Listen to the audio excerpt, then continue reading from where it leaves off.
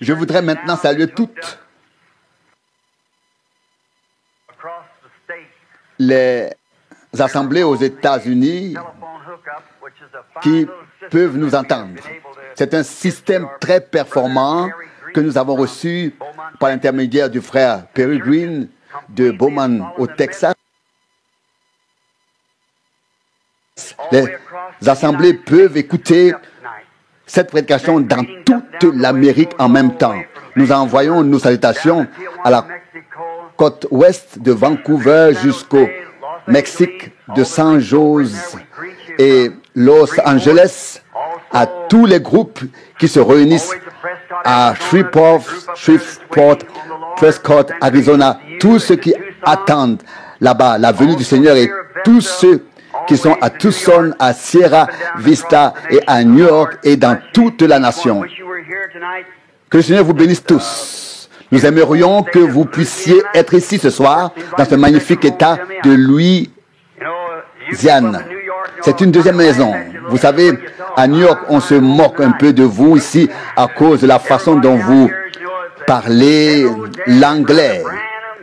Maintenant, frère Branham imite la façon dont il parle anglais là-bas. Eh bien, cela me fait plaisir. Pour moi, c'est du vrai anglais. Je ne veux pas vous dire quoi que ce soit, mais je crois que j'ai beaucoup en commun avec vous.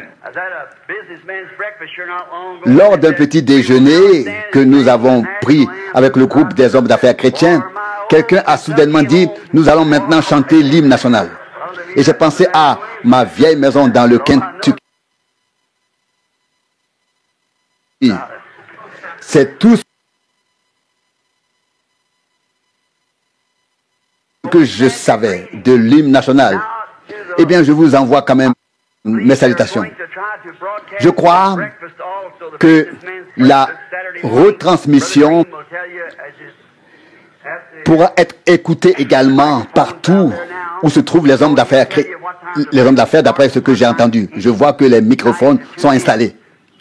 Et chaque soir, chaque réunion sera retransmise. Priez pour moi. Maintenant, pour l'assemblée locale ici, pour frère Jack et ceux qui viennent ici, je vous demande une faveur ce soir, car ce sera une prédication d'action de grâce destinée non seulement à l'assemblée ici, mais à tous dans la nation.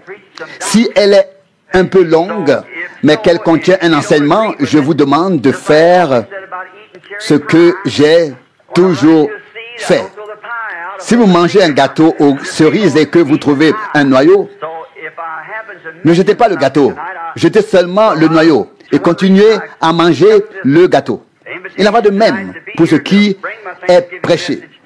Donc, s'il y a quelque chose dans ce message qui vous semble étrange, frère Jacques m'a toujours ouvert la porte pour que je puisse venir. C'est pourquoi je me sens chez moi. Il a dit, prêche ce qui est dans ton cœur.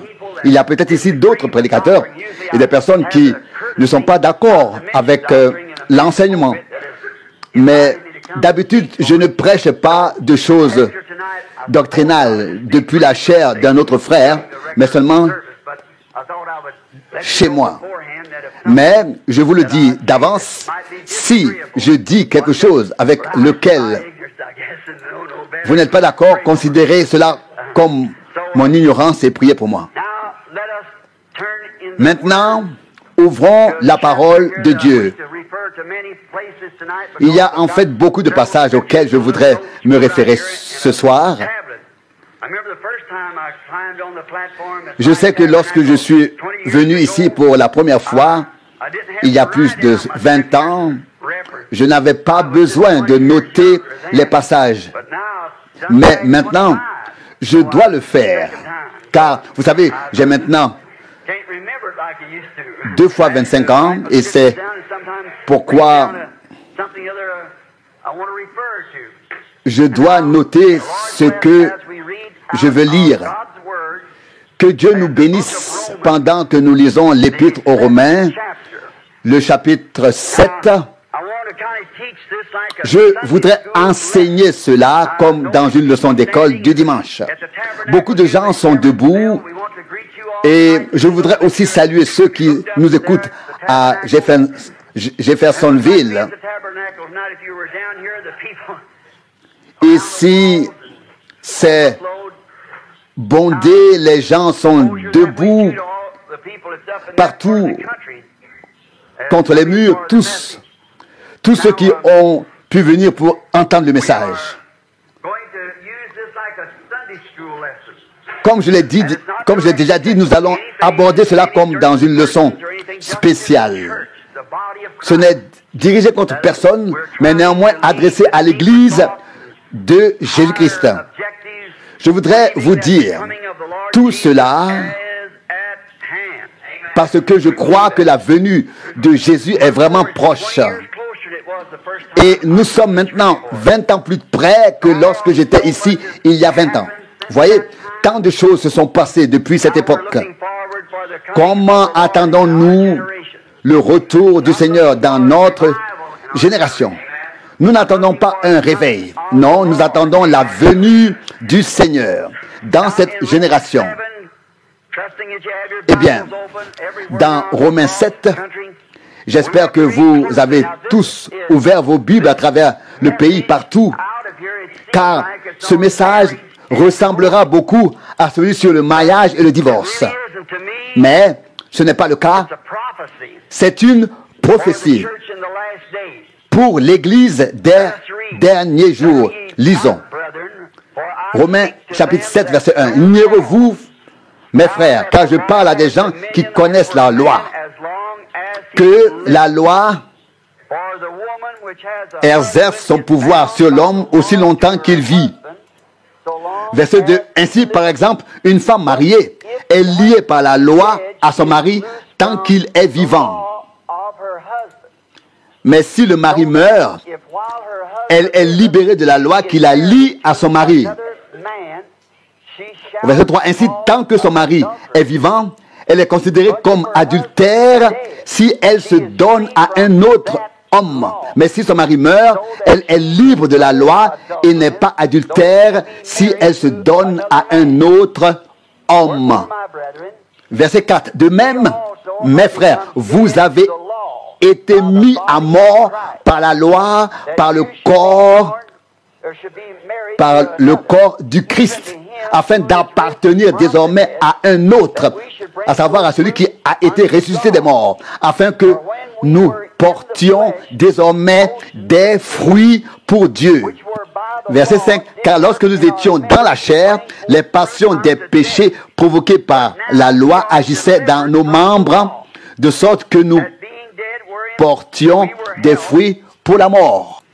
Verset 6. Mais maintenant nous sommes affranchis de la loi, puisque nous sommes morts à ce qui nous tenait captifs, de sorte que nous servons désormais, non plus selon la vieille nature de la lettre, mais selon l'esprit de la nouvelle nature. Oh Dieu, nous avons lu et nous croyons que c'est ta parole. Pas un mot, pas une lettre, rien ne peut passer avant que tout soit accompli. Nous croyons que notre Seigneur a dit dans l'Apocalypse au chapitre 22, verset 19, quiconque ôtera quelque chose de ce livre ou y ajoutera quelque chose, sa part sera retirée du livre de vie. Nous le voyons à travers la déformation de la parole, comme Satan l'a déjà fait avec Ève. Une parole a fait tomber toute l'humanité. Une seule parole ajoutée. Puis nous voyons au milieu du livre, notre Seigneur Jésus qui vient et qui dit, Matthieu 4, 4, l'homme ne vivra pas de pain seulement, mais de toute parole qui sort de la bouche de Dieu. Et puis vient l'avertissement final dans le dernier livre de l'Apocalypse de Jésus-Christ. Apocalypse 22, verset 19. Quiconque ajoutera quelque chose à ces choses ou en retirera quelque chose, sa part sera retirée du livre de vie. Oh Dieu, nous savons combien nous sommes faibles et nous savons que nous n'avons qu'une courte vie sur terre. Et nous ne savons pas à quel moment nous serons appelés à rendre des comptes au Seigneur. Aide-nous à mettre tout de côté, à vider notre cœur et notre esprit afin de pouvoir regarder uniquement dans ta parole directement et que le Seigneur Jésus, le vivant, habite en nous.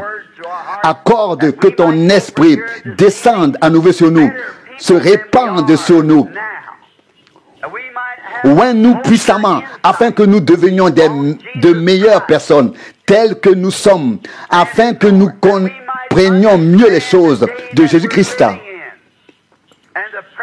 Seigneur, accorde-nous de comprendre le temps et le jour dans lequel nous vivons, ainsi que la préparation de Dieu avec son peuple en cette heure.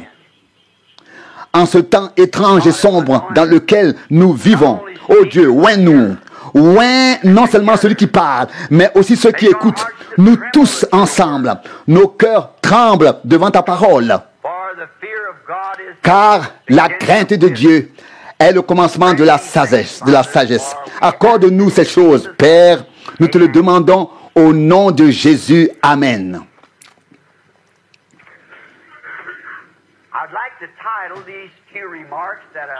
Je voudrais introduire les remarques que j'ai à faire par le thème tiré des passages bibliques que je vais lire ici pour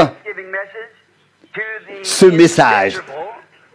L'union invisible de l'épouse et de l'époux. L'union invisible de l'épouse du Christ. Cela ne ressemble pas à un message d'action de grâce, mais nous sommes reconnaissants pour toutes les Écritures. Nous sommes reconnaissants à Dieu de pouvoir vivre à cette époque où les événements de l'histoire du monde trouvent leur accomplissement. Je ne sais pas. Mais si on m'avait demandé avant la fondation du monde, et si Dieu m'avait exposé tout son plan et m'avait dit, je veux que tu prêches, mais maintenant, à quelle époque veux-tu prêcher sur terre? J'aurais choisi alors cette époque. Je veux dire, c'est un âge en or. J'aurais aimé être ici à l'époque où il marchait sur terre. Mais je pense que cette époque est plus importante, car il se prépare à ramener chez lui son peuple qu'il prépare actuellement. Tous les rachetés. Quelle merveilleuse occasion nous avons de parler aux personnes mourantes de cette époque. C'est une grande époque. Nous sommes submergés par cela. Et nous savons que l'histoire touche à sa fin, que l'histoire du monde sera bientôt terminée. Et nous entrons dans un nouveau jour, dans le millénium. Et en tant que croyant, je crois bien sûr au millénium de Jésus-Christ, au royaume millénaire de Jésus-Christ, qui régnera sur terre pendant 1000 ans. Il reviendra en chair et en os pour nous ramener à la maison, nous qui serons prêts à ce moment-là, et ceux qu'il aura purifiés par son sang. Paul donne ici l'illustration dans l'Écriture de la loi de la grâce. C'est un peu comme le mariage et le divorce. Ce passage que nous avons lu est très rarement prêché. Car c'est en effet comme si l'on voulait parler du mariage et du divorce. Mais il y a ici quelque chose de plus grand que le mariage et le divorce. Nous, en tant que l'Église, nous ne pouvons pas dans ce temps être mariés au monde et appartenir à Christ. Tout comme il est impossible qu'une femme vive avec son mari et avec quelqu'un d'autre en même temps. Vous savez que j'ai mes propres opinions à ce sujet, mais je vous dis, ce que dit la Bible est vrai. Je crois aussi, et c'est ma conviction, que l'un des plus grands mystères de la prophétie est révélé ici. Et si le Seigneur le veut, entrons maintenant dans le vif du sujet afin que les gens puissent le voir dans tout le pays. J'ai lu une fois, et encore maintenant en rédigeant les notes pour cette prédication, et je suis sûr que cela doit être vrai. Je crois que c'était Dwight Moody, dont j'ai lu le livre, qui était justement à Chicago, là-bas. Aussi, nous avons une assemblée qui écoute en ce moment cette prédication. Lorsque Moody a lu Romains 7, il a couru dans la rue, a attrapé le premier homme venu et lui a dit, connais-tu la grâce? Et il a répondu, quelle grâce? Et il a dit, la grâce de Dieu. Vous voyez, il a été tellement bouleversé quand il a vu ce que la grâce a fait et comment elle nous a délivrés de la loi et quel rôle la grâce joue dans notre vie. Eh bien, j'ai toujours dit que lorsque je passerai de l'autre côté, je chanterai à nouveau ce cantique. Oh, quelle grâce indescriptible qui m'a sauvé, la grâce indescriptible. Vous voyez, c'est par la grâce que nous avons été sauvés. Ce n'est pas ce que nous pouvons faire, mais quoi que nous fassions, cela ne compte pas. Cela n'a aucune valeur. C'est par la grâce que nous sommes sauvés par la foi. Je voudrais ajouter quelque chose ici. Peut-être devrais-je décrire la véritable Église comme celle qui a reçu la grâce.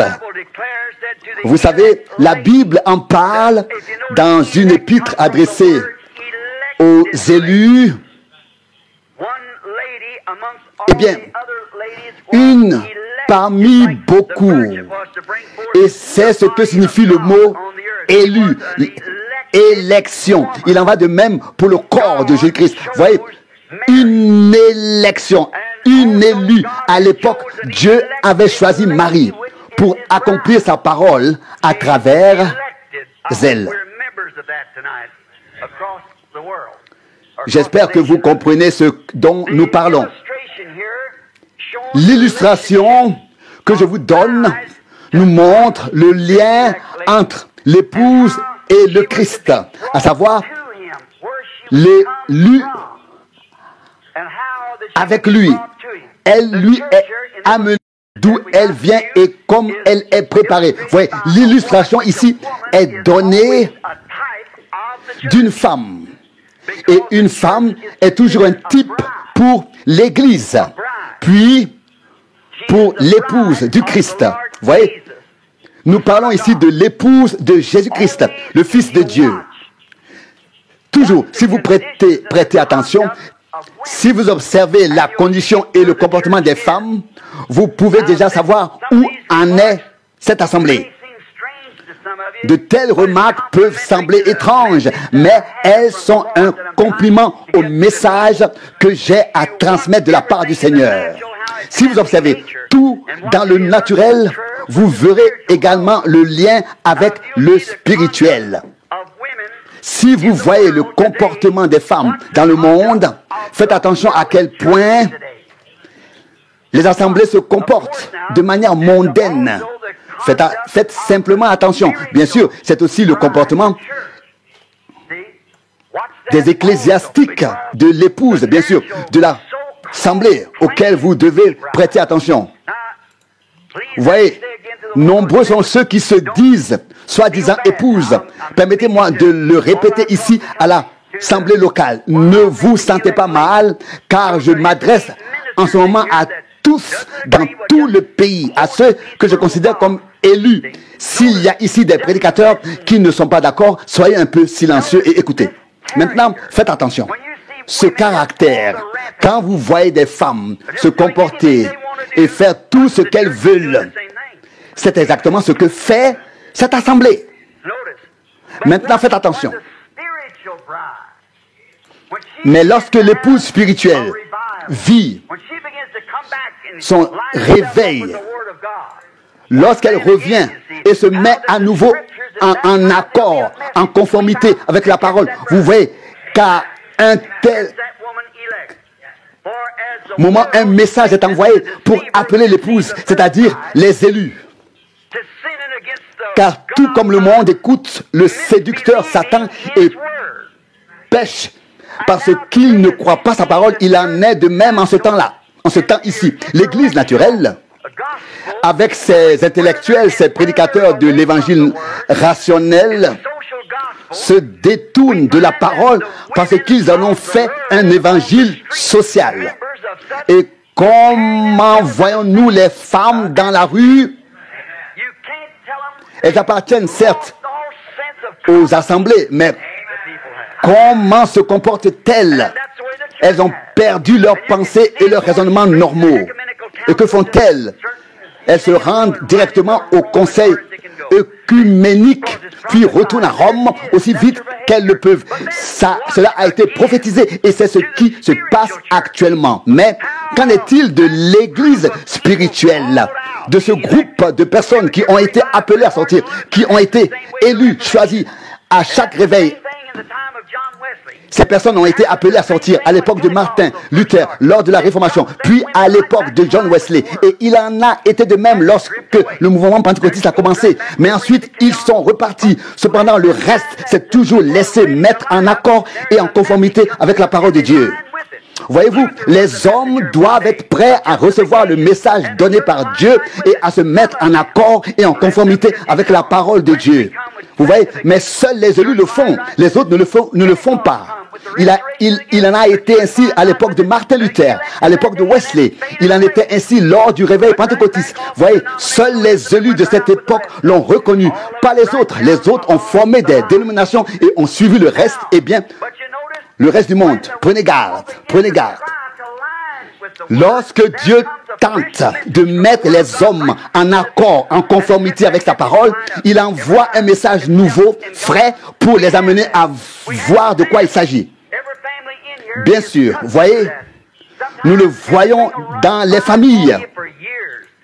Et parfois tout va bien dans les familles pendant des années et des années. Soudain, il arrive quelque chose, comme on dit dans le langage courant, où il ne pleut pas seulement, mais où il pleut à verse. Vous voyez, tout se passe de telle manière que c'est le jour et la nuit et les contraires apparaissent. Eh bien, Paul, le prophète, dit ici, dans Romains 7, verset 2, qu'une femme ne peut se remarier avant que son premier mari soit mort. Elle ne peut pas se remarier tant que son premier mari est encore en vie. En aucune circonstance, elle doit rester seule tant que son premier mari est en vie. Et si elle le fait, elle est considérée comme adultère. Maintenant, je parle ici du naturel pour mettre en évidence le spirituel.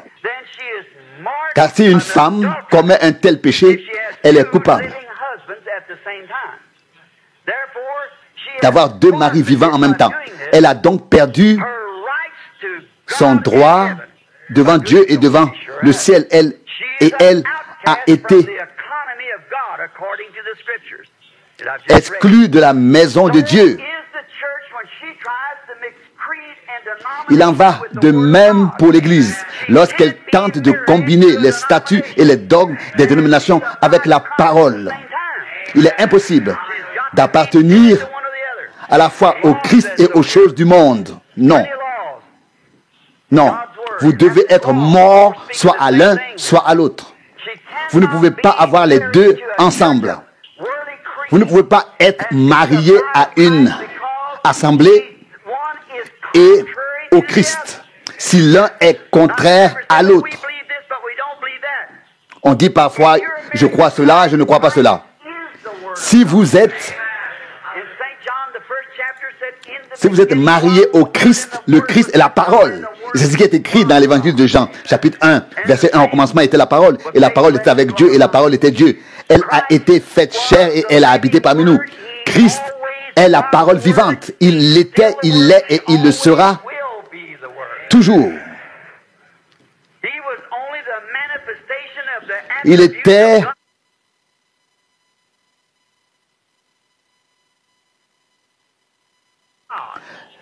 la manifestation, la révélation ou l'attribut de Dieu. Il était le Fils de Dieu. Et chaque fils est l'attribut de son Père. Tout comme vous étiez dans les reins de votre Père, dans le corps de votre Père, voyez, avant que vous ne soyez là, vous ne pouviez avoir de communion avec lui, car vous n'étiez pas encore là. Mais ensuite, lorsque vous êtes né dans ce monde, vous avez pu communier avec lui et vous êtes venu à l'image de votre Père. C'est ainsi que vous devenez fils et filles de Dieu. Vous voyez, avant qu'il y ait eu une lune, une étoile ou une molécule, vous étiez déjà destiné à être fils et filles de Dieu. Car ici, vous êtes la manifestation physique et l'attribut de vos parents. Mais dans l'esprit, vous êtes de Dieu. Car vous avez reçu la vie éternelle de Dieu. Vous voyez, vous êtes à son image, à l'image de Dieu. Et vous êtes déjà apparu ici pour la gloire de Dieu afin d'être en communion avec lui. Vous voyez, de même que vous deviez être dans votre Père, dans le naturel, avant de pouvoir sortir, vous étiez en Dieu avant que le monde fût fondé, afin de pouvoir être ici maintenant, naturellement. Maintenant, prenez garde. La vie qui est en vous est la vie divine. Elle est en vous, décrétée avant la fondation du monde. Or, vous ne pouvez pas la mélanger avec des dénominations et des statuts, puis avec la parole, car ces deux choses sont opposées l'une à l'autre.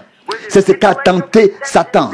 Voyez-vous, lorsqu'il a donné son interprétation à Ève, il a admis que Dieu avait dit cela. Mais ensuite, il a dit, vous ne mourrez point. Et Ève l'a cru.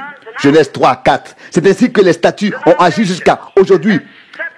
Les dénominations ont séparé les hommes de la parole de Dieu. Jésus n'a-t-il pas dit en son temps, dans Marc 7, verset 8, vous observez les traditions des anciens et vous avez aboli la parole de Dieu, annulé, voyez, par les statuts. Ils ont retiré les hommes de la communion de l'Esprit de Dieu qui est prêt à oindre la parole et à la révéler. Les hommes ont été séparés de Dieu par les dénominations et les interprétations de sa parole. Vous voyez, à toutes les époques, Dieu a toujours fait quelque chose. Et à toutes les époques, il a eu une parole qu'il a accomplie. Vous voyez, il en est de même. À notre époque, tout comme le corps humain est construit, l'œuvre de Dieu s'est accomplie à travers les âges. Voyez, dans l'Ancien Testament, Dieu s'est révélé comme Jéhovah. Voyez, Dieu le Père. Puis ce même Dieu s'est révélé comme le Fils, Jésus-Christ. Et ce même Dieu habite maintenant en nous par le Saint-Esprit. Toujours le même Dieu. Trois manifestations du même Dieu. Voyez, pour chaque époque, pour chaque âge ou génération, Dieu a déterminé sa parole depuis le commencement. Vous voyez, comme dans la création, Dieu a d'abord créé la vie végétale, puis la vie animale, puis la vie humaine, toujours plus haut et plus haut. C'est ce que Dieu a fait avec l'Église, par la justification, au temps de Luther, et ainsi, l'épouse a été appelée à sortir, arrachée à tout, et amenée toujours plus loin. Et à chaque proclamation de la parole, on pénétrait plus profondément dans l'écriture jusqu'à ce que la tête, le Christ, revienne. Or, elle est comme une femme. Et si elle est mariée au Christ, la parole, elle ne peut pas être mariée en même temps à une assemblée ou à une confession. Non, elle ne peut être mariée qu'à l'un ou à l'autre. Les deux ne sont pas possibles. Car l'un est contraire à l'autre. L'un est envoyé par Dieu, l'autre est fait par les hommes. Vous voyez, Dieu dit dans sa parole que toute parole humaine soit mensonge et que ma parole soit vérité. Romains 3, 4. Vous voyez, tout comme la grâce et la loi s'opposent, ces choses s'opposent. L'un doit mourir pour que l'autre puisse vivre. Vous voyez, si l'on tente de mélanger les deux, on est coupable d'adultère. Oh, réfléchissez-y. Vous à New York, vous en Arizona, dans toute la nation, réfléchissez-y. Dieu dit ici, si une femme vit avec deux hommes en même temps, elle est adultère. Elle ne pourrait pas entrer au ciel. Non. Dieu prendra-t-il une femme adultère et se mariera-t-il avec elle? Certainement pas. Et ses enfants, si elle est adultère, ses enfants sont-ils différents? Alors ils sont illégitimes. Envers qui? Ils sont illégitimes envers Dieu, car ils sont mélangés avec le monde. Quelle image ici, sur le chapitre 3 de l'Apocalypse, dans l'âge de l'église de Laodicée. Vous voyez, quel groupe mélangé, dénomination, tiède. Et pourtant, ils agissent comme s'ils étaient chrétiens. Ils renient la parole de Dieu, ont l'apparence de la piété, mais renient la puissance. C'est ce qu'a dit le prophète. Le mariage est la plus ancienne institution du monde. Au monde, depuis déjà dans le jardin d'Éden. Une femme a reçu un caractère qu'elle ne doit pas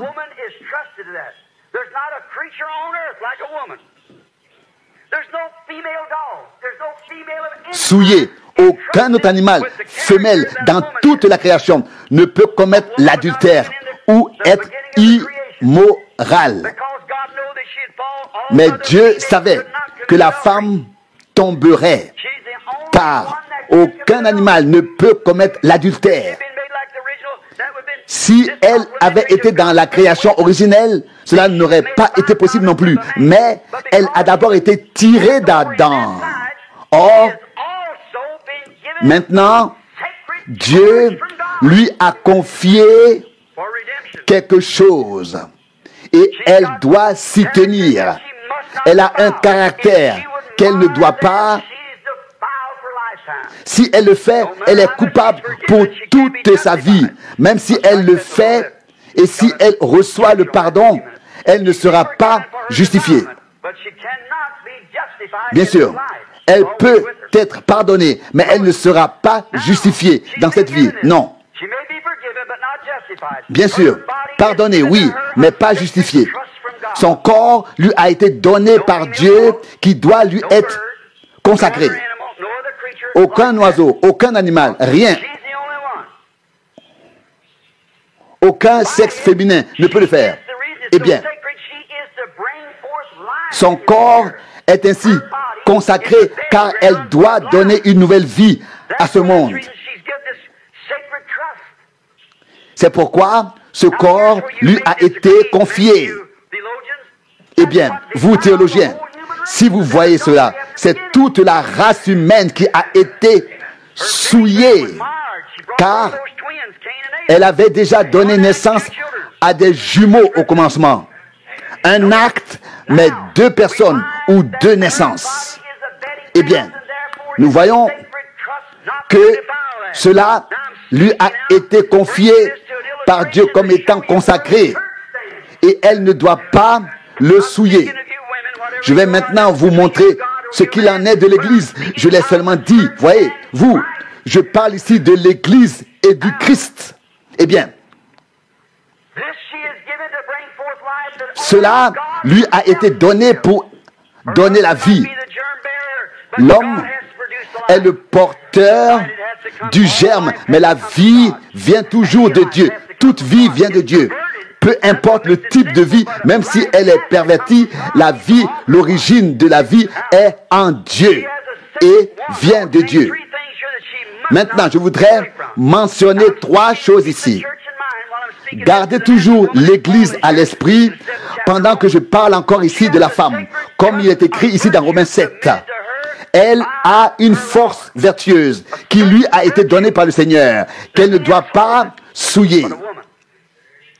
Seule la femme peut le faire. Et personne d'autre n'a reçu ce que la femme a reçu, cette force vertueuse. Si elle fait quelque chose de mal, elle doit le confesser à son mari. Et l'Église ne devrait-elle pas aussi, devant Christ, partout où elle a mal agi, le confesser à Christ? Et si elle a vécu avec son mari pendant 10 ans et qu'elle commet une faute, elle a une force vertueuse qui lui a été donnée par Dieu. Et elle doit veiller sur elle, comme cela était le cas dans le jardin d'Éden, afin de pouvoir dire oui ou non. C'est un don qui lui a été donné en tant que femme et elle ne doit pas le briser. Regardez leur comportement, leur caractère envers les hommes. Quand les hommes regardent les stars de cinéma et voient certaines choses, ils pensent qu'une femme qui se comporte ainsi a un mauvais caractère. Elle a beau être vertueuse, elle se rend coupable.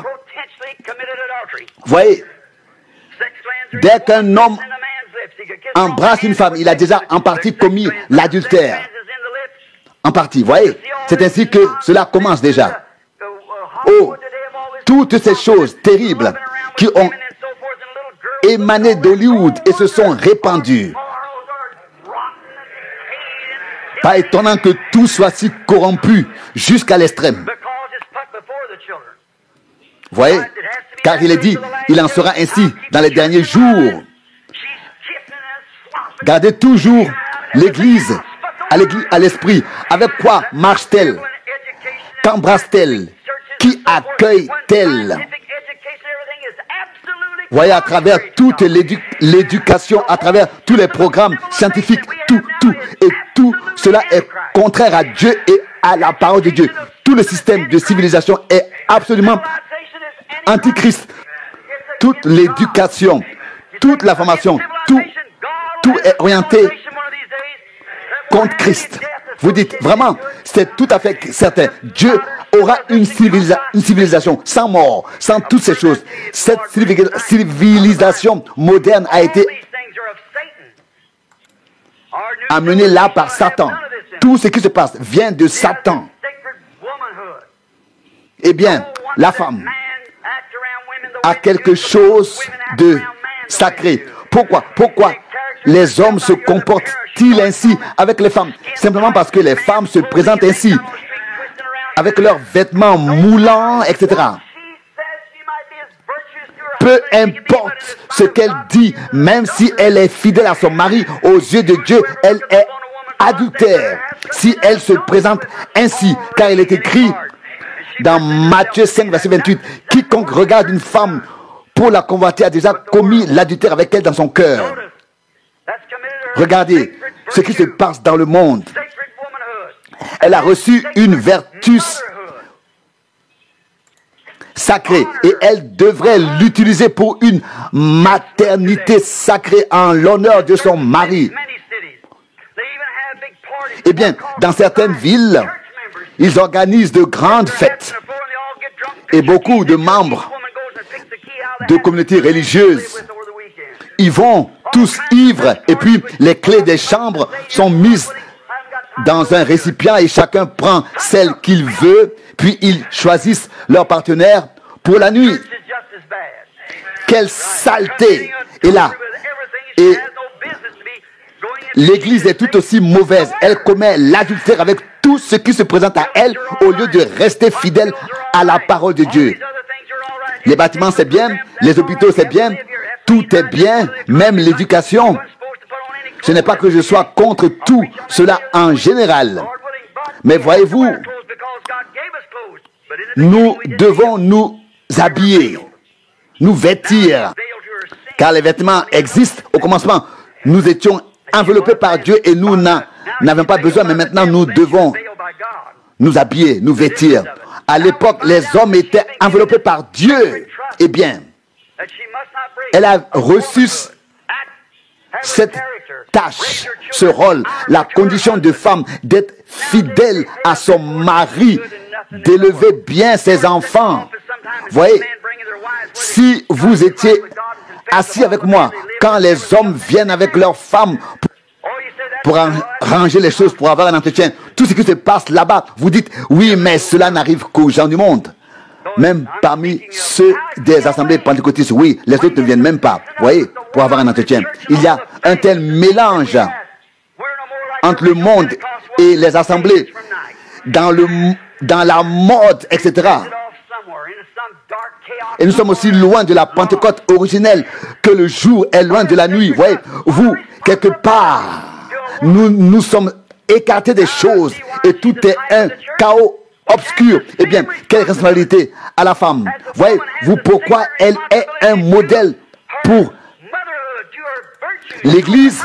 Nous avons une responsabilité envers le Seigneur, tout comme la femme a une responsabilité envers son mari. Ainsi, en tant qu'Église, nous avons une responsabilité envers Dieu et sa parole. Si une femme s'en va avec un autre homme, qu'en est-il lorsqu'une assemblée se détourne de la parole de Dieu?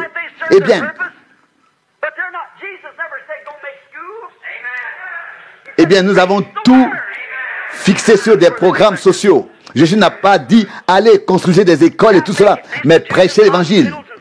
On a négligé cela. Les hôpitaux, c'est bien, mais ce n'est pas la mission de l'Église. Non, notre mission est de prêcher l'évangile.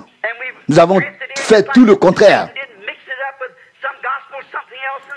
Nous avons fait tout le contraire. Vous voyez, Satan a réussi à tout mélanger, à tout corrompre. Le monde entier. Le monde entier. Regardez où cela nous mène. Vous avez tous lu dans le Reader's Digest magazine comment dans les années 20, les gens atteignaient la ménopause ou l'âge mûr avant d'avoir 30 ans. C'est parce que nous consommons des fruits ou des aliments qui sont corrompus. Eh bien, qu'en est-il de l'Église? Exactement, la même chose. Elle est dans la même situation. Elle est un type. Elle a reçu la vertu par l'Esprit de Dieu. Qu'en a-t-elle fait? Elle a commis l'adultère avec la parole de Dieu. Elle n'a pas été fidèle. Eh bien, pour honorer la parole de son Seigneur, elle doit rejeter tous les statuts, toutes les dénominations. Personne ne peut dire, mon assemblée enseigne ceci et cela. Non, si cela contredit la parole de Dieu, je le rejette. La Bible dit, Hébreux 13, 8, Jésus-Christ est le même hier, aujourd'hui et éternellement. Marc 16 dit, voici les signes qui accompagneront ceux qui auront cru. Voyez, verset 17, voyez, vous devez naître de nouveau. Et l'Écriture dit, allez dans le monde entier, enseignez toutes les nations et prêchez l'évangile. Ces signes accompagneront ceux qui auront cru. Vous voyez comment nous nous sommes détournés de cela? Le voyez-vous? Eh bien, où est notre responsabilité? Qu'a fait Hollywood aux femmes? Ici, que Sœur Schrader, qui est assise ici, et beaucoup d'autres femmes qui sont encore assises ici, les femmes âgées, Sœur Moore, elles se souviennent des années passées. Si leur mère ou elles-mêmes étaient descendues dans la rue comme les femmes d'aujourd'hui, on les aurait enfermées dans un asile d'aliénés parce qu'on aurait pensé qu'elles étaient sorties sans jupe.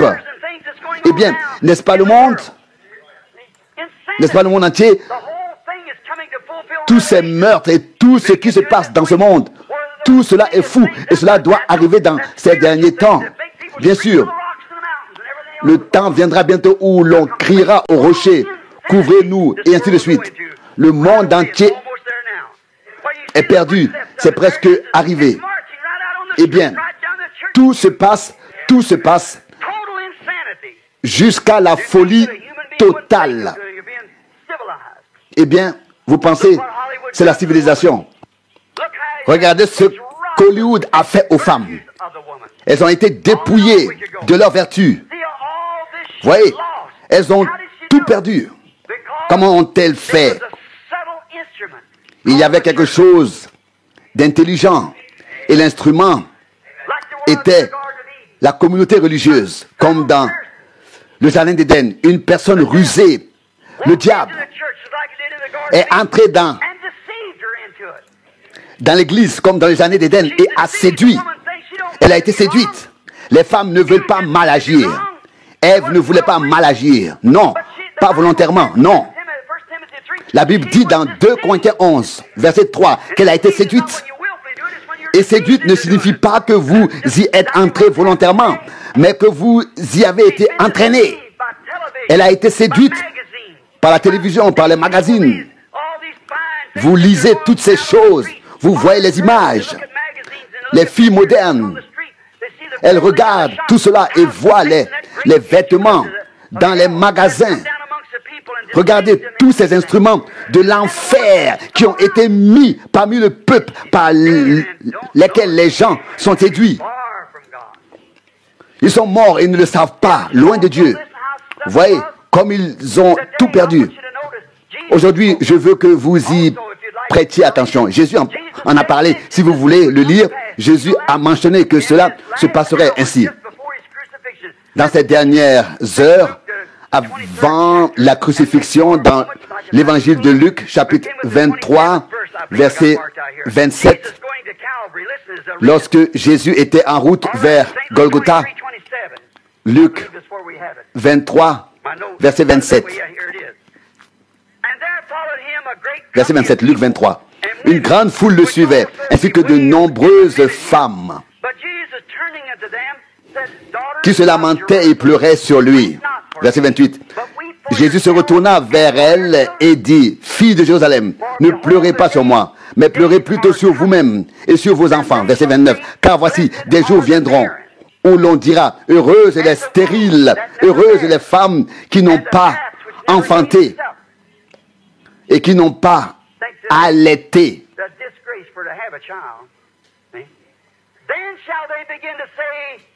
Verset 30. Alors on se mettra à crier aux montagnes, tombez sur nous et aux collines, couvrez-nous. Verset 31. Car si l'on fait cela au bois vert, qu'adviendra-t-il du bois sec? Du bois sec. Vous voyez, à cette époque, elles ne veulent plus d'enfants, non. Elles veulent un chien et un chat, mais plus d'enfants. Pourquoi? Non, alors, elles sont liées. Alors, elles ne sont plus libres. Elles ne veulent pas cela. Cela ne serait pas conforme à Hollywood. Non. Elles ne veulent pas cela.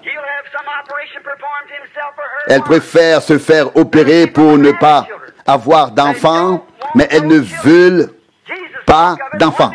Jésus en a parlé. Et c'est dans ce temps-là qu'ils crieront, montagne, tombez sur nous, et ainsi de suite.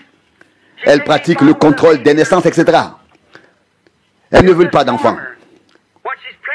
Elles pensent qu'elles ne seront plus aussi belles. Elles ne seront plus comme avant. Et leur mari laisse faire. Et elle ne leur donne pas d'enfants. Jésus l'a déjà dit à l'époque. Et il a dit, à ce moment-là, ils s'écrieront que les collines et les montagnes tombent sur nous. Vous payez des sommes considérables pour des chats et des chiens. Les femmes ont une nature donnée par Dieu. Elles sont faites pour prendre soin des enfants.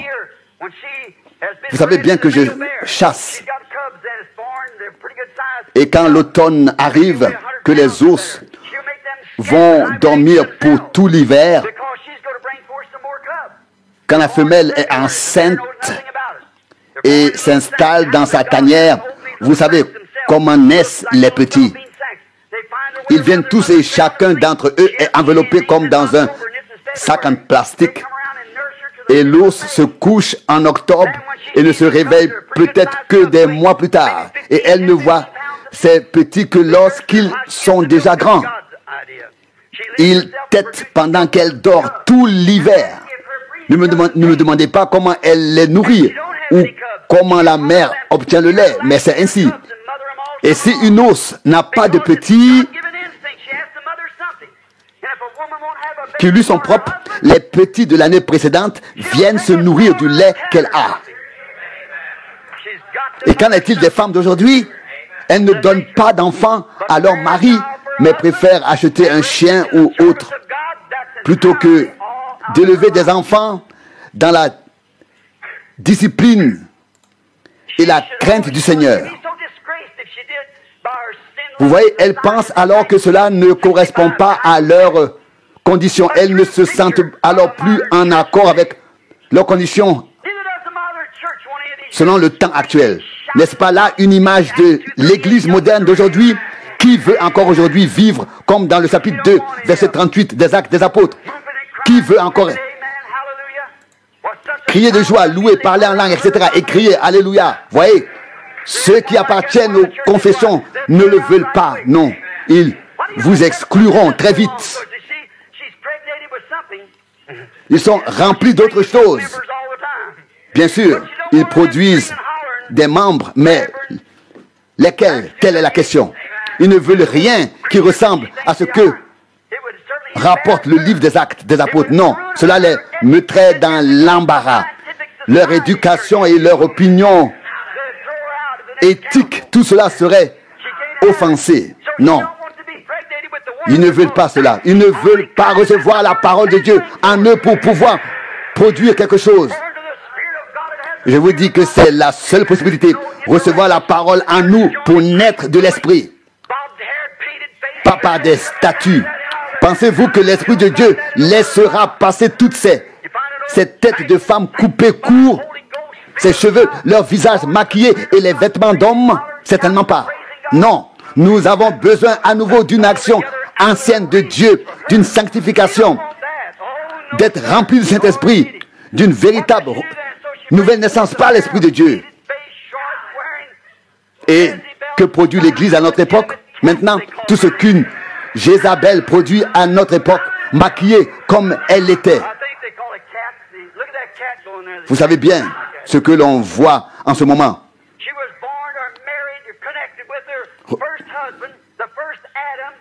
Regardez dès le début, là, le premier Adam et Ève. Vous savez bien ce qui s'est passé là-bas. Eh bien, aujourd'hui ils disent, oui, non, nous sommes morts à tout cela et nous sommes nés de nouveau. Nous sommes maintenant mariés au second Adam, Christ, la parole. Mais voyez ce qu'elle aime. Qui est son bien-aimé? Celui qu'elle aime. Celui à qui elle tient parole. On voit tout de suite qui est son confident. Son propre fruit le prouve qui ils sont, bien sûr. Maintenant, écoutez bien. D'abord vient la naissance naturelle, naturellement. Et on aime le monde. Mais celui qui est né de Dieu aime Christ. Aime Christ. Il aime la parole. Pas le monde. Maintenant, écoutez bien. Quel genre d'enfants naissent? On peut bientôt dire qui est le père, si c'est le premier Adam ou le second Adam. Voyez? Quand des enfants naissent dans l'assemblée, eh bien, cela doit se passer comme le jour de la Pentecôte. Pas autrement. Non. Voyez? La nature doit être comme celle du Père, des fils et des filles de Dieu. Et alors, vous savez exactement que les filles ne peuvent pas être admises avec le visage maquillé, peint, les cheveux coupés courts, etc. Non, cela ne va pas. Eh bien, leurs fils, sur quoi comptent-ils? Sur l'éducation, sur l'école biblique, etc. Une grande université. Et puis, ils sont élevés artificiellement. Et qu'est-ce que c'est? Ce sont des gens qui cherchent une confession, une dénomination qui ont la même orientation religieuse que le père de Caïn, bien sûr. Voyez-vous ce qu'ils font? Dieu n'a jamais organisé de confession. Jamais. Mais ils s'y accrochent au lieu de s'en tenir à la parole. Voyez ce qu'ils produisent. Aussi illégitime que l'histoire de Caïn à l'époque. Ils se détournent de la parole. C'est exactement ce qu'ont fait les assemblées. Ils sont de plus en plus instruits, mais de plus en plus éloignés de Dieu, bien sûr. Pourtant, ils prétendent être des fils de Dieu. Mais ils sortent des écoles dénominationnelles, confessionnelles, bien sûr. Si instruits, si intelligents, sûrement comme le serpent, leur père, bien sûr. Si rusé comme Caïn, exactement, pareil. Vous dites, frère Branham, est-ce vrai? Bien sûr. Vous pouvez lire dans Genèse 4, verset 16, comment cela a commencé dans la lignée de Caïn. Et Caïn quitta la présence du Seigneur et habita dans le pays de Nod, loin d'Éden. Genèse 4, verset 16. Et Caïn connut sa femme et elle enfanta Enoch. Genèse 4, 17. Puis il commença à bâtir une ville et il lui donna le nom de son fils. Vous voyez, c'est avec Caïn que cela a commencé. La construction de villes, d'instruments, d'objets scientifiques. Vous voyez, c'est là la semence du serpent. Et Adam aussi connut sa femme. Vous voyez, vous pouvez vérifier par vous-même si Genèse 4 ne parle pas d'un acte et de deux naissances. Il est écrit, Genèse 4, verset 2, et elle continua et enfanta. Vous voyez, nous l'avons lu ici. Une femme a donné naissance à deux enfants, un blanc et un noir. Vous voyez, cela se produit aussi chez les animaux. Et l'homme blanc a dit, je subviendrai aux besoins de mon enfant, mais pas à ceux de l'autre.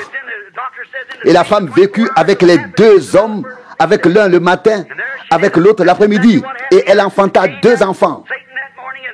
Vous voyez, il en fut ainsi avec Satan. Exactement la même chose. Le matin avec le serpent et l'après-midi avec Adam. Et comme le dit l'Écriture, nulle part, l'Écriture ne dit que Caïn était le fils d'Adam. La Bible dit dans 1 Jean 3, 12, il est du malin. Vous voyez? Et alors il connut sa femme et elle enfanta Seth. Donc Adam connut sa femme et elle enfanta Seth. Dieu a donné une naissance, une semence à la place d'Abel. Et puis un fils lui fut né. Et on l'appela Enos. Et alors, on commença à invoquer le nom du Seigneur. Genèse 4, 26. Vous voyez, c'est de la lignée de Seth que sont issus ceux qui ont invoqué le nom du Seigneur. L'autre était la lignée du serpent. La Bible dit ici clairement que le premier homme doit être mort. Il ne suffit pas de le mettre de côté. Non, il doit être mort. J'ai parlé du mariage et du divorce, vous le savez. Je ne parle pas de cela maintenant. Et je ne m'adresse pas seulement à vous ici, mais à toute la nation qui est connectée. Vous savez comment les 7 sceaux ont été ouverts et cela a révélé la vérité à ce sujet. Eh bien, avant de pouvoir être confiés au Christ, la parole, nous devons être morts au premier. Vous voyez? Qui peut recevoir toute la parole de Dieu? Qui? Mais montrez-moi une assemblée qui le fait. Vous voyez, chacun dit ce qu'il pense. Et si vous faites tout cela, où finirez-vous? Vous voyez, n'est-ce pas exactement ce que dit Apocalypse 17? Vous voyez, vous devez être mort à l'un pour pouvoir vivre à l'autre. Bien sûr, vous devez être mort au premier homme et appartenir au Christ, être unis à lui et mariés à lui. Alors, vous ne serez plus en adultère avec les dénominations. À la Odyssée, non. Croyez en Jésus-Christ, la parole. Vous qui appartenez à l'épouse, vous êtes, pour être dans l'épouse, vous devez être marié à la parole de Dieu, le Christ. Au commencement était la parole, et la parole était avec Dieu, et la parole était Dieu. Tant que vous vous accrochez aux traditions des hommes et aux dénominations, vous êtes accusé d'adultère par la parole de Dieu. Tant que vous cherchez encore des dénominations qui renient la parole et que vous leur appartenez, vous êtes dans l'adultère spirituel. Ainsi dit la Bible. Jésus a dit, vous ne pouvez pas servir deux maîtres à la fois. Soit vous aimez Dieu, soit vous aimez Mammon. Matthieu 6, 24. Soit vous aimez Dieu, soit vous aimez le monde. Et quiconque aime le monde et aime les choses du monde n'a pas l'amour du Père en lui. 1 Jean 2, 15. Si c'est l'amour de Dieu, ce n'est pas l'amour du monde. Si c'est l'amour du monde, ce n'est pas l'amour de Dieu. Les deux ne peuvent pas être en vous en même temps. Où en est donc la question des cheveux courts et de toutes ces choses qui ne sont pas respectées? Vous ne pouvez pas être vierge devant Christ et vous laissez imposer des règles établies par les hommes. Non, ce n'est pas possible. Que dit Paul dans Romains 7? Vous ne pouvez pas engendrer des fils de Dieu en tant qu'assemblée si vous faites partie d'un groupe confessionnel, dénominationnel. Non, ce n'est pas possible. Vous ne pouvez pas engendrer des fils de Dieu si vous n'avez pas vous-même reçu la parole. Mais vous prétendez être religieux. Caïn était aussi religieux, ainsi que la prostituée Ève, etc. Ils étaient tous religieux, construisaient des hôtels, etc. Mais ils n'ont pas gardé la parole, ils n'ont pas vu la révélation. Voyez, la révélation de la parole est la seule chose qui vous permettra de la voir. Jésus dit dans Matthieu 16, 18, « Sur ce rocher, je bâtirai mon église, et les portes de l'enfer ne prévaudront point contre elle. » La foi est une révélation, car c'est par la foi qu'elle vous a été révélée. Abel a offert un sacrifice agréable à Dieu par la foi, par la révélation. Hébreux 11, 4. Voyez, Caïn pensait qu'il avait mangé des pommes, qu'ils avaient mangé des pommes. Voyez, ils ont toujours cette idée, mais ce n'était pas le cas. C'était l'adultère, la semence du serpent. Les 7 sceaux sont ouverts. Tout a été naturellement maintenant. Prenez garde.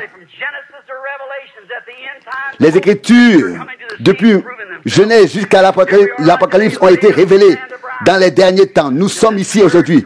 Croyez-le fermement. Qu'en est-il de l'épouse? Les Écritures sont exposées devant vous. Vous ne pouvez pas servir Dieu et Mammon. Vous ne pouvez pas être des chrétiens vierges, croyant en la Bible et être ensuite impliqués dans les affaires dénominationnelles. C'est impossible. L'un doit mourir pour que l'autre vive. Soit vous portez en tant que fils et filles de Dieu les fruits de la parole de Dieu par des cris de joie, des acclamations, le parler en langue, etc. comme c'était au commencement. Soit vous appartenez à une assemblée dénominationnelle et vous ne les avez pas. Là-bas, ils vous serrent la main et disent vous les avez et pensent que c'est tout ce que vous devez faire. Des enfants adultères qui sont élevés là-bas, certes religieux. De quoi sont-ils remplis? De la sagesse et de la connaissance de Satan. Ils envoient leurs gens à l'école pour qu'ils apprennent à dire Amen. Tout très bien. Remplis de ce que le diable a donné. C'est exactement comme Ève, lorsqu'elle n'a pas cru à la parole de Dieu. Et toute la création est tombée. Il a été ruiné. Vous voyez, il en est de même avec l'Église. Lorsque les assemblées envoient leurs membres à l'école biblique, à des séminaires, etc., et qu'ils ne savent pas plus sur Dieu qu'un Hottentot sur une nuit égyptienne. Ils ne connaissent que leur statut et ont leur livre et leur livre de prière, mais ils ne connaissent pas la parole de Dieu. Vous voyez, à cette époque, Noé est apparu, il a prêché la parole de Dieu. Les autres ont peut-être dit que fait-il là avec cette arche, mais il était un prophète, il avait la révélation de Dieu et Dieu l'a confirmé comme vrai. Vous voyez, lorsque le peuple d'Israël devait être conduit hors d'Égypte, Dieu s'est révélé à son prophète dans la colonne de feu et l'a confirmé. Vous voyez, et alors ils ont dit que Dieu ne parle plus, sinon nous mourrons pas. Parle-nous que Dieu te parle. Exode 20, verset 19. Et ensuite, il a dit dans Deutéronome 18, 15, Dieu le Seigneur vous suscitera un prophète comme moi. Et ensuite, il est dit au prophète, Ésaïe 7, verset 14, une vierge sera enceinte et enfantera un fils. Le gouvernement sera sur son épaule. Son nom sera conseiller, merveilleux, Dieu puissant, Père éternel, prince de la paix. Il régnera sur le trône de son Père et son règne n'aura pas de fin. Ésaïe 9, 5. Nous ne pouvons pas expliquer ce que Dieu a dit. Cela s'accomplit. Cela dépasse tout ce que nous pouvons comprendre avec notre intelligence.